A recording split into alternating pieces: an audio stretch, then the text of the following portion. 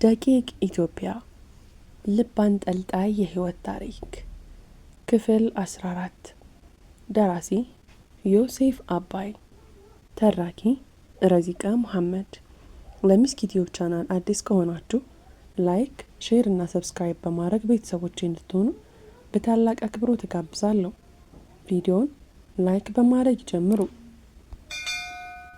ዳንኤል ቀጥሏል። ያደረሰብኝን ልንገርህ። ከአመት በፊት ይመስለኛል ከአንዲት ከተመቸችኝ ልጅ ጋር መሆን ጀምሬ ጥሩ ጊዜ እያሳለፍን ነበር። የተወሰነ ጊዜ አብረን እንደቆየን በሆነ አጋጣሚ ከሲሳይ ጋር ይተዋወቃሉ። በኋላ እንደደረስኩበት ሆን ብሎ ፈልጎ አስፈልጎን የተዋወቃት። ካገኛት በኋላ ስደውልለት ስልክ የማንሳት አቆመች። በፍጹም በስልክ ላገኛት አልቻልኩም። መስሪያ ቤቷ ድረስ ሄጄ በስራ መውጫ ሰዓቷ አግኝቻት ምን እንደሆነች ሲጠይቃት ስራህን ጓደኛ ሲሳይ ይንገርህ ብላ ጥላኝ ሄደች። ልታናገረኝ አልቻለችም። ሲሳይን አግኝቻ አዋራሁት። ከልጅቷ ጋር ጥሩ እንዳልሆነ ነግሬው የሚያውቀው ነገር ወይም የነገራት ነገር እንዳለ ጠየቅኩት። መጀመሪያ ምንም ነገር እንደማያውቅ ነው የነገረኝ። ላምነው አልቻልኩም። የሆነ ነገር መደበቅ እንደፈለገን የተረዳሁት። ደግሜ ጠየቅኩት። ውትወታዬ ሲበዛበት ስለኔ የሆነ ነገር እንደሰማችና እንደጠየቀችው ነገረኝ። ከዚህ በፊት እኔና ሲሳይ የምናውቃቸው ሴቶች ነበሩ። ስለ እነሱ እንደሰማችና እውነቱን እንደነገራት ነገረኝ። አልተቀየምኩትም፣ ይልቅስ አመንኩት። ከሲሳይ በፊት ሌላ ሰው የነገራት ምን ይመስለኝ። ብቻ በዚህ መልኩ ከሲሳይ ጋር ተለያየን። የልጅቷም ነገር እዚህ ላይ ከተመ። ከወራት በኋላ ልጅቷን የሆነ ፓርቲ ላይ አግኝቻት ለምን እንደተቀየመችኝ ጠይቃት ሲሳይ ስለኔ ብዙ እንደነገራትና ጥሩ ልጅ እንዳልሆንኩኝ እንደተረዳች ነገረችኝ። እሷም ሲሳይን አምና ከኔ ጋር መለየትን እንደመረጠች አስረዳችኝ። ቆይቶም ሲሳይ እንደወደዳት ፍቅር እንደያዘውና አብራው እንድትሆን እንደጠይቃት ነገረችኝ። የሲሳይ ተንኮል ያኔ እንደተገለጸላት ለሷ አስቦ ሳይሆን እኛን አጣልቶ የራሱ ሊያደርጋት እንዳሰበ ተረዳች። ገርሟትም ሙልጭ አድርጋ ሰድባ እንዳባረረችው ነገረችኝ። እምቢ ስትለው ደግሞ ሲሳይ እግሯ ላይ ወድቆ ለኔ እንዳትነግረኝ ተለማመጣት። በኋላ በሲሳይ ተንኮል እንደተለያየን ብትረዳም በስራዋና በችኩልነቷ አፍራ ልታገኘኝ እንዳልሞከረችም ነገረችኝ። የምደውልላት መስሏትም ስልኬን ስትጠብቅ እንደነበረ ነገረችኝ። ብደውልላት አብራኝ ልትሆን ራሷን አዘጋጅታ ነበር። እና ወዳት ነበር ብሎ በግርም ትጠየቀው። በጣም ከሷ ጋር ረጅም ርቀት እንጓዛለን የሚል እምነት ነበረኝ አለው ቁጭት በተሞላበት መልክ ፊቱን ቁምጭጭ አድርጎ። ታዲያ ፓርቲው ላይ ከተገናኛችሁ በኋላ ለምን እንደገና አልቀጠላችሁትም? ጊዜው ረፍዶ ነበር። አሜሪካን ሀገር ከሚኖር የድሮ ቦይፍሬንዷ ጋር በፌስቡክ ተገናኝተው ተጋብተው ሊወስዳት የወሰኑ ጊዜ ነበር ያገኟት። ሲሳይ ለምን እንደዛ እንዳደረገ ጠየቀው። አዎ። እና ምን አለ? የነገረችኝ ትክክል እንደሆነ መጀመሪያ አመነ። ልጅቷን እሱም ፈልጓት እንደነበረ በዛ ምክንያት ነገሩን እንደፈጸመ ነገረኝ። ያን ያህል እንደምንዋደድ እንደሚያውቅና ልክ ማንኛውም ሴት አብሬያት ብቻ ለመሆን እንደምቀርበው እሷንም ለጊዜ ስሜት ብቻ የቀረብኳት እንደመሰለው ነገረኝ። እየዋሸኝ ነበር። እንደምንዋደድ ያውቅ ነበር። እንደምወዳትና ከሷ ሌላ ማንንም ሴት ከዚያ በኋላ መቅረብ እንደማልፈልግ ከዚህ በፊት ደግሜ ነገሬው ነበር። በሷ መወሰን እንደምትፈልግ እያወቀ ነው እንደዛ አደረገ የምትለኝ? አለ ገርሞት። አዎን። ይገርማል። ለምን እንደዚህ ያደረገ? አንተ ደግሞ እየነገርኩት አንቀላፋለህ እንዴ? ምንም ምክንያት የለውም። ምክንያቱ ክፋትና ስር የሰደደ የወሬ ሱስ ነው። አንድ ሰው አንዴ ከተሳሳተ መጥፎ ሊባል አይችልም እኮ ዳኒ። እንዳለው ወዷትም ሊሆን ይችላል ብሎ ሊያስተባበል ነገር ለማብረድ ሞከረ። ሲሳይ ከሰው ልጅ ጋር ፈጽሞ ፍቅር የለውም። እሷ ብልጡ የሚወደው ገንዘብና ወሬ እንዲሁም ክፋትን ነው። ዳንቲ እንዳለው ሲሳይ የክፋት ፍቅር ነው የተጠናወተው። እንደዛ ብሎ መደምደም ይከብዳል ዳኒ። በአንድ አጋጣሚ ብቻ ሰዎችን እንዲህ ናቸው ማለት አይቻልም። ይሄ ብቻ አይደለም ለሲሳይ ያለኝ አመለካከት እንዲቀየር ያደረገው። ሌሎች ሰዎች ላይ ማሉ ባልታውሮቶና ዋሽቶ ትዳር ሊበትን ሁሉ እንደነበረ ሰምቻለሁ። ወይ አንተ ሰው ብሎ ተስፉ ዝም አለ። ዳንኤልን ውስጡን እያደነቀ ነው። ሲሳይን እየጠላው አለመሸሹ ገርሞታል። ከዚያም ስለ ሲሳይ ማሰብ ጀመረ። በዝምታቸው መሀል ታምራት ቤት ደርሰው ነበር። ዳንኤል ባዶ ቦታ ፈልጎ መኪናውን ካቆመ በኋላ ሁለቱም በራሳቸው ሀሳብ ጠፍተው ነበር። ምናልባት አንተ የጠበስካት ልጅ ሲሳይ ከዚህ በፊት የሚያውቃትና የሚመኘት ከሆነስ አለ ተስፉ ከሀሳቡ ነቅቶ። እኔም እንዳንተ አስቤ ነበር፣ ጠይቂያትም ነበር። ከዚህ በፊት እንደማይተዋወቁን የነገረች። አውቃትም አታውቀውም። የልቤን ፍላጎት ካወቀ በኋላ ነው ፈልጎ አገኛት። ፈልጎ ነው ጉድ የሰራኝ። ዝም ተባባሉ። እንደገና ሁለቱም በራሳቸው ሀሳብ ውስጥ ገቡ። ዳንኤል ስለ ልጅቷ ሲያስብ የፍቅር አቻውን ፍለጋ የት እንደሚያቆም ራሱን እየጠየቀ ነበር። የአንዷ ሴት ወደ ሌላ መዝለሉ ሰልችቶታል። ተሰብስቦ የሚኖርበት ወቅት ናፍቆታል። ፍቅር እርቦታል። ወደ ትዳር የሚያመራ ግንኙነት አንዳንድ የሚያጋጥመው አይመስለውም። ትዳር ለሱ የተፈጠረ አይመስለውም። ብዙ ሴት እያወቀ አንዷም ውስጡ ለምን መግባት እንዳቃታ ሲያስበው ለራሱም ይገርመዋል። የሚያውቃቸው ሰዎች በሙሉ ለትዳር የምትሆናቸው ሚስት አግብተው ሲኖሩ አይቷል። እሱ ግን ፍለጋው አላልቅ ካለ የፍቅር አደን መቼ እንደሚወጣ ማወቅ አቅቶታል። ተስፉ ሴት ልጅ ጋር አቃቂር መውጣት ስለምትወድ ነው በሴቶች ላይ ስልቹ የሆንከው። ጉድለትን መሙላት ካልቻልክ በሁሉም ነገር ላይ የምትሆንን ሴት መቼም አታገኝም ብሎታል። ዳንኤል ግን ምክንያቱ እሱ እንዳልሆነ እየተረዳው መጥቷል። በፊት ሴት ልጅ አይን ውስጥ የሚቀር ውበት ከሌላት በግንኙነት ሊያስባት አይችልም ነበር። አሁን ግን ውበትን የመጨረሻ መስፈርት አድርጎታል። የውስጥ ውበት ደግሞ በቀላሉ እንደ ስጋ የማይታይ ሆኖበታል። ከባዱ ውበትን ለማወቅ ለሴት ልጅ ጊዜ ሲሰጣት እንደሚገባ እየገባው መጥቷል። ዘግይቶም ቢሆን ሳይነጋገሩ ወደ ታምራት ቤት መግቢያ መሩ። የግቢው በር በኃይል ሲጠረቀም ያወጣው ድምጽ ነበር ከእንቅልፉ ያባነነው።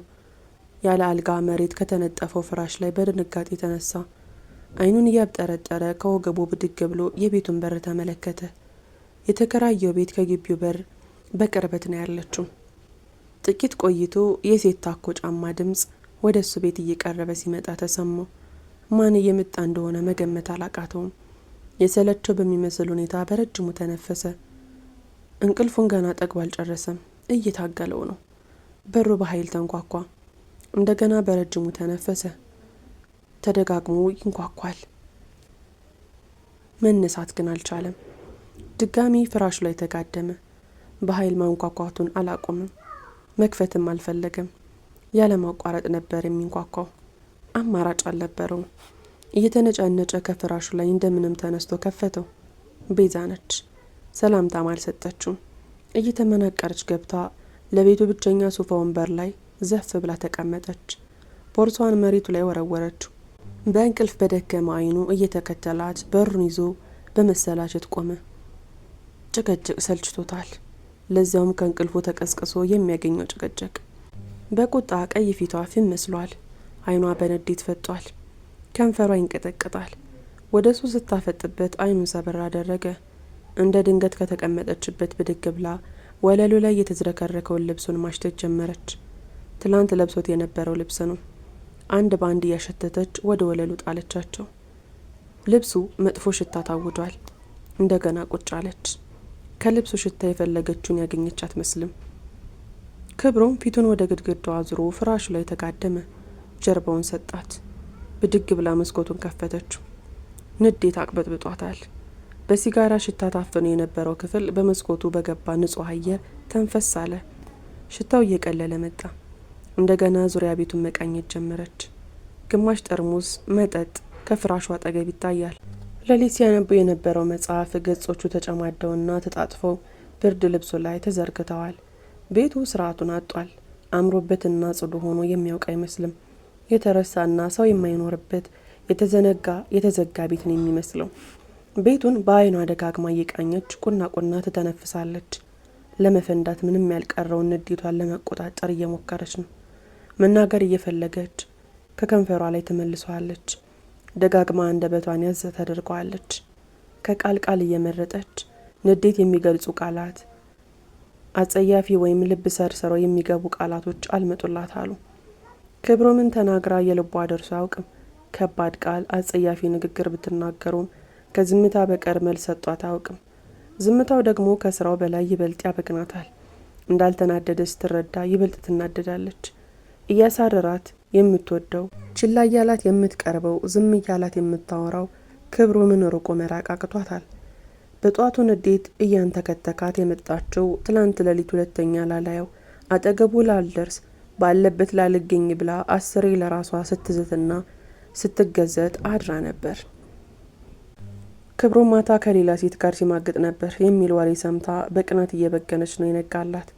ከሰው ከጓደኛ እየተቀባበለ ነው ሌሊቱን እሷ ጆሮ የደረሰው።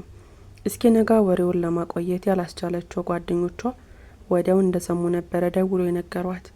ወሬ ማግኘት ማውራትና መቀባበል እንደ ትልቅ ተግባር የሚታይበት የስደት ህይወት በአጭር ጊዜ ውስጥ አገሪቷን ለማዳረስ ከሞባይል ጥሪ በላይ ጥረት አያስፈልገውም። ሁሉም ሰው ቁጭ ብሎ የወሬ አለህ ብሎ የሚማጸንና ሲገኝ ተቀባብሎ ረሃቡን ሊወጣ ያለ እንቅልፍ የሚቆይ ይመስላል። ወዲያውኑ ወሬውን እንዳደረሱላት ሞባይሉ ላይ ብትደውልለትም ስልኩን አያነሳውም ነበር። ደጋግማ ብትሞክርም መልስ አልነበረም። የስልኳ አለመነሳት ይበልጥ እያናደዳት በንዴት ተቃጥላ ሌሊቱን ሙሉ እንቅልፍ ባይና ሳይዞር ንዴቷና እልሃ የምትዘረግፍበት ነገር አጣ ስትሰቃየ ነው የነጋላት። ምንም ማድረግ ሳትችል ስትቀር አልቅሽ የሚል ስሜት አሸንፏት ስትነፋረቅ ነው የነጋላት። እንባዋ ግን ብስጭቷን አላጠበውም።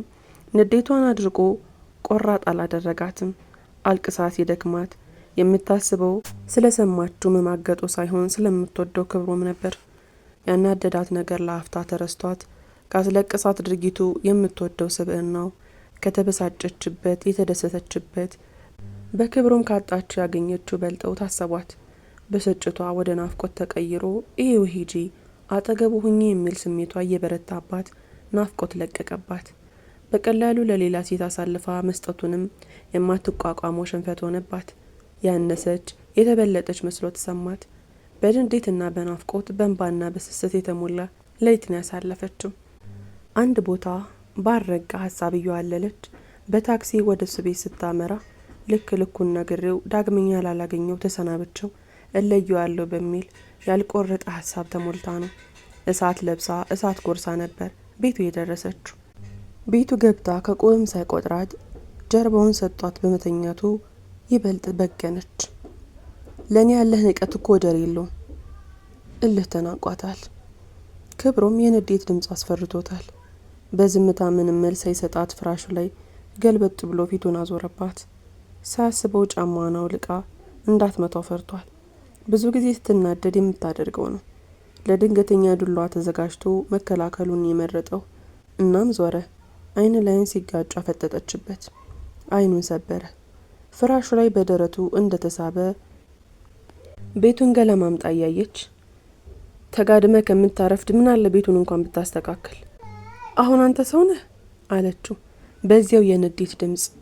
እንደገና ዝም። ቤቱ ስርዓት አልፈጠረበትም።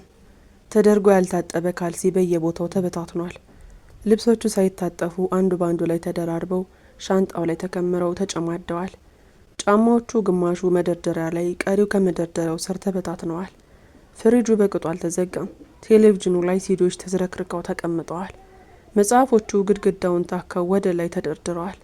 ሁለተኛው ድርድሩ ራሱን ችሎ መቆም ስላልቻለ ተዘረጋግፏል። መልስ አለመስጠቱና ዝምታው ንዴቷን ይበልጥ አባሰው።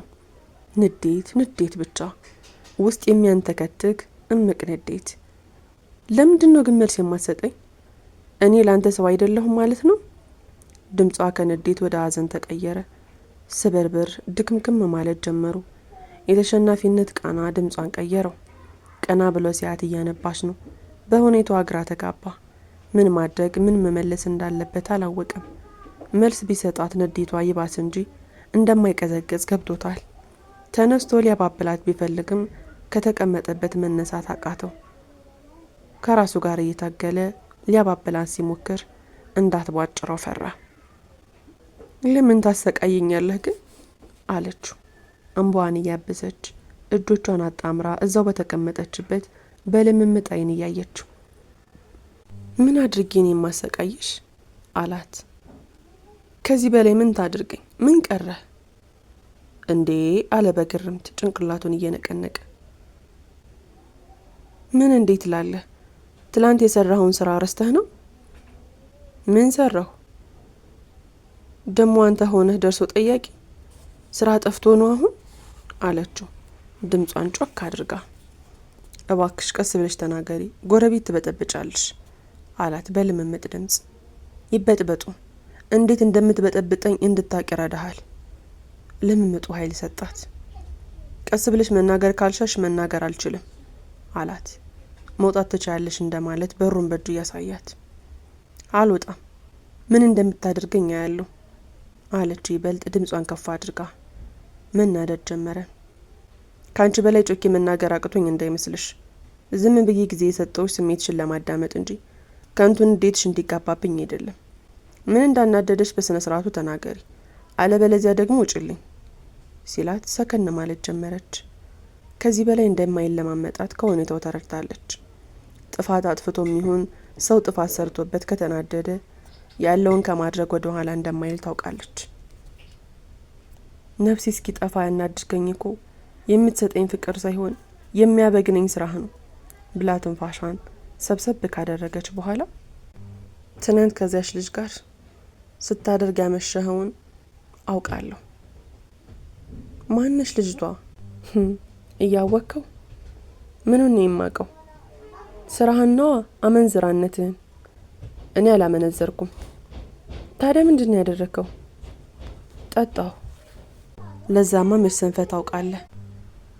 ይልቁንስ የነበረውን ነገር ልንገርሽ። በደንብ ስላልነገርኩሽ ነው። እኔው ላስረዳሽ። አጠገቤ ስለነበረች ማውራት ጀምረን ነበር። መጫወት ጀመርን። ተራ ጨዋታ ነው ስንጫወት የነበረው። የኔና የሷ ጨዋታ ደግሞ ከኔና ካንቺ ጋር ምንም የሚያገናኘው ነገር አልነበረም። አታውቅሽም። ስለ መጥፎ ስራዋም አልነበረም ወሬያችን። እኔና አንቺ የምናወራው ወሬ አይነትም አልነበረም። እኔና አንቺ የምናደርገው ምንም አይነት ነገር አላደረግንም ብሏት ዝም አላት። ታዲያ ምንድነው ጨዋታችሁ የነበረው? ሰዋዊ ጨዋታ። ኦኦቴ አውሬያዊ ጨዋታ አለ እንዴ? አለች በማሽሟጠጥ። በአጭሩ ተራ ወሬ ነበር የምናወራው የነበረው። ታዲያ ወሬ እንደዛ ተቀራርቦ ነው እንዴ? አልተቀራረብንም። አቷሽ። እኔ ነኝ ወይስ ይህንን ወሬ ብሎ የነገሩሽ ዋሹሽ? መጥፎ ነገር ስናደርግ ያዩን ሰዎች አሉ? ንገሪኝ አላት በማፋጠጥ። አላውቅም። ምንም ሳታደርግ ግን ከመሬት ሰው ተነስቶ ወሬ ያወራ። ከዚህ በላይ ምንም የምነግርሽ ነገር የለም። የተፈጠረም ነገር የለም። እምታሚኝ ከሆነ መኝኝ፣ አለበለዚያ ተይኝ አላት። ዝም አለችው። ጨነቃት። ማንን ማመን እንዳለባት ግራ ገባት። በቦታው ስላልነበረች እውነቱን ማወቅ ተሳናት። ንግግሩ ደግሞ የሚያሳምን አይነት ሆኖ ነው ያገኘችው። እሺ ስልክ ስደውልልህ ለምንድን የማታነሳው? እኔና አንቺ አብረን ያመሸነው። ወንድሜ ጋር እንደምሄድ ታውቂያለሽ። እንሂድ ስልሽም አልሄድም ብቻህን ሂድ ነው ያልሽኝ። ደህና ደሪ ብዬ ነው ደግሞ የተለየሁሽ። በዚያ ማታ ከጭቅጭቅ በቀር ለምንም እንደማትደውይ ገብቶኛል። ለጭቅጭቁ ደግሞ ዛሬ ይኸው አድርሶኛል። ምን አስቸኮለኝ? ወንድም ጋር እንደነበርክም አውቃለሁ። ወንድም ቤት ስትማግጥ እንደነበር እኔ ሰማሁት። እንደለመድከው ከጓደኞች ጋር አትጫወትም ነበር ወይስ እኔን ለማብሸቅ ነው ከሷ ጋር አፍ ለአፍ ገጥመህ ስታወራ የነበረው? ማብሸቅ ምን አመጣው ቤዛ? ልጅቷ ምስኪን ነገር ነች። ስለ ህይወቷ እያወራች ነበር። ሰው የሚያስባት አይነት እንዳልሆነች ስታወራኝ ነበር። እንዲህ በጠዋት ስትገሰግሽ የመጣሽው ከሷ ጋር መጥፎ ነገር እንደሰራ ወይም ቤቴ ያላደርኩ መስሎሽ ነው አይደል? መቼ ነው ቆይ በእኔ ላይ እምነት የሚኖርሽ? ብሎ በተንኮል አታየት አያት። እምትታመን ስትሆን ነው። እማልታመን ኮንኩ ደግሞ ምን አድርግልሻለሁ? ለምን ሳታሚኝ አብረሽኝ ትሆኛለሽ? ሲላት ቀዝቀዝ አለች። ማንን ማመን እንዳለባት ግራ ገባት። የምትወደውን ሰው ወይስ ተፈጠረ ተብሎ የተነገራትን ወሬ? መሬት አቀረቀረች። ባሉባልታ መለያየቱ አቃታት። አያደርግም ብሎ ለመወሰንም አልቻለችም። አድርጓል ብላ ለመደምደምም ያየችው ነገር የለም። ያለፈ ህይወቱን ነግሯታል። ከዚህ በፊት በሚስቱ በመከዳቱ ልቡ ስለተጎዳ ሴትን ሊያምን እንደማይችል፣ ለአንድ ሴት ብቻ ልቡን ለመስጠት ሊፈራ እንደሚችል ነግሮታል። ሁሉም ሴት ግን አንድ አይነት እንዳልሆነ ራሷን ሰጣው። ታምናለት ልታሳየው ሁሌም እንደፈለገች ነው። የልቡም ህመም በምትሰጠው ፍቅር ልታድነው ፍላጎቷ ነው። ትወደዋለች፣ ልታጣው አትፈልግም። እሱነቱ ይስማማታል። ያሉት ጥሩ ነገሮች ራሷን መስዋዕት እንድታደርግ እንጂ እንድትርቀው እንድትለየው የሚገፋፉ አልሆኑባትም። ብዙ ጊዜ የተለያዩ ሴቶች እንደሚሆን አንድ ቀን እጅ ከፍንጅ ይዘው አታውቅም። ሴት ጋር መሆኑ ከመስማት በቀር በምንም ማረጋገጥ አልቻለችም። የምትሰማው ነገር ግን ሁሌም እንደረበሻት ነው። የኔን የምትለው ሰው ከከተማው ሴቶች ጋር ተጫርታ የምታገኘው እንደሆነ ማሰቡ ውስጧን እየጎዳት ነው። ክብሮም ፊቷ ላይ መረጋጋትና መደናገር ተቀላቅለው ይታዩታል። ቀና ብላ ስታየው ፈገግ አለላት። የፍቅር ፈገግታ፣ የምትወድለት ፈገግታ፣ ንዴቷን የሚሸረሸርላት ፈገግታ ነው። ሁሌም የሚያሸንፋት ፈገግታ። ፈገግ ሲል መሀል ተፈልቅቀው የሚታዩት ፍንጭታም ጥርሶቹ ልቧን ወከክ ያደርገዋል። ስሜቷ ተቅበጠበጠ። እርጋታ አጣች። ከሰማችው ወሬ በሱ የምታገኘው ደስታ ውስጧን ረታው።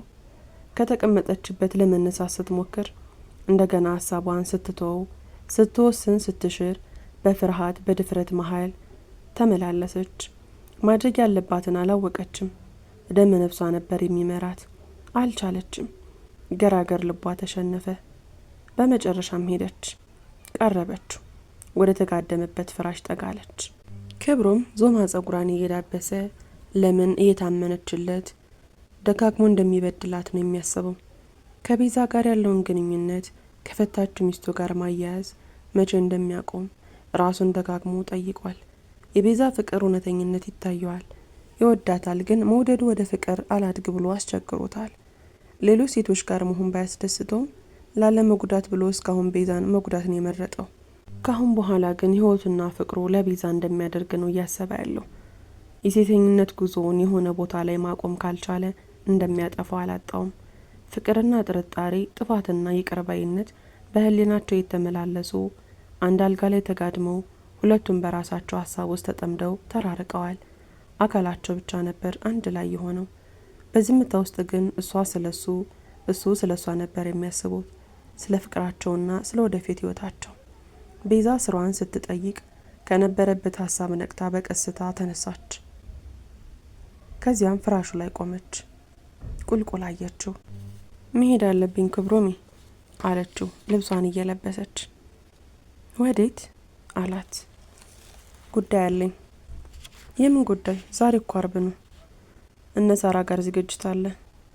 የትኛዋ ሳራ? እዚህ ሀገር ያሉ ሴቶች እንደምታውቂው ሁሉም ስማቸው ሳራ ነው። ግራ ገባን እኮ አንዷን ከአንዷ መለየት ሲላት ሳቃለች ነው።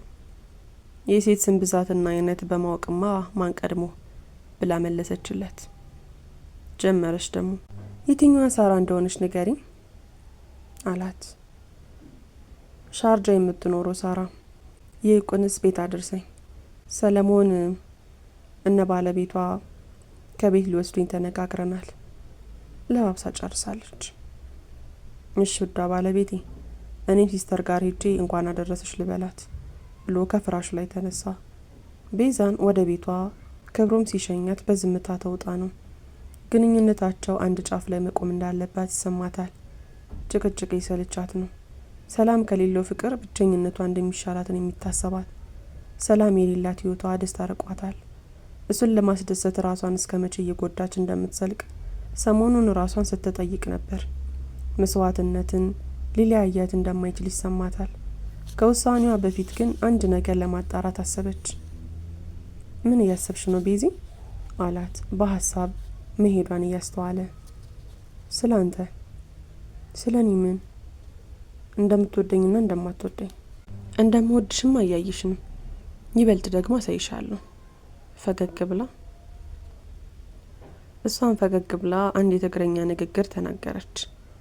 ትርጉሚን ነገረኝ እኔ ጺላ አላት ቀኝ እጁን ከመሪው አላቆ እጇን በእጆቹ እያያዘ። አራት እግርህን ሲነጋ እናያለን እንደማለት ነው። ለምንድነው እንዲህ ተብሎ የተተረተው ብሎ ሲጠይቃት ከፈገግታ በኋላ በረጅሙ ተንፍሳ እንዲህ አለችው። ሚስታቸው በሞት የተለዩቸው አንድ ሰውዬ ከልጃቸው ጋር አንድ ላይ ነው የሚተኙት። አንድ ምሽት ቤታቸው ሴት ይዘው መጡ። ልጁ ተኝቶ ነበር። አጠገቡ ያለ እንቅስቃሴ ከእንቅልፏ ነቃው። ዝም ብሎ ሲያዳምጥ ሶስተኛ ሰው አብሯቸው እንዳለ ጠረጠረ እና አባዬ አብሮን የተኛ ሰው አለ ወይ ብሎ ሲጠይቃቸው የለም ብለው ይመልሱለታል። ሊተኛ ሞከረ፣ ግን በጣም ስለጠረጠረ አንድ እግራቸውን ዳብሶ ይሄ ማን ነው ሲላቸው የኔ ይሉታል። ይሄኛውስ ብሎ ሁለተኛውን ሲነካ እሱም የኔ ነበር መልሳቸው። ሶስተኛውን ነካ አድርጎ ይሄ ሲል እሱም የራሴ ይሉታል። አራተኛውንም ነክቶ ሲጠይቃቸው የራሳቸው እንደሆነ ይነግሩታል። ከዚያም እሺ ሲነጋ አራቱን እግሮችን አየዋለሁ ብሎ መለሰላቸው። እየሳቀ ታዲያ ተረቱ ከኔ ጋር ምን አገናኘው ብሎ ጠየቃት። ምን እንደሚያገናኘው በሂደት እናየዋለን ስትለው ዞር ብላ አያት። ደስ የሚል ስሜት ውስጥ ሞልቶታል። በውስጡ ድጋሚ ስህተት ላለመስራት ሊታመንላት ወሰነ። የተረቱ አቅጣጫ ወዴት እንደሚያመራ ማወቅ አልተሳነውም። ሁለቱም በሀሳብ እንደተዋጡ ተለያዩ።